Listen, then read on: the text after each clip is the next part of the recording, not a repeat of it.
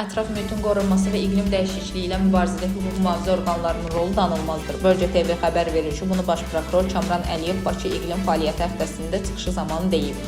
Onun sözlərinə görə ətraf mühitin çirklənməsi, torpaq degradasiyası və təbii resursların həddindən artıq istismarı demək olar ki, planetdəki hər bir canlıya mənfi təsir göstərir. İqlim dəyişikliyi dövrün ən mühüm fövqəladə çağırışlarından biridir. Ətraf mühitin qorunması və iqlim dəyişikliyi ilə mübarizədə hüquq mühafizə orqanlarının rolunu da diqqətdə saxlamalıyıq.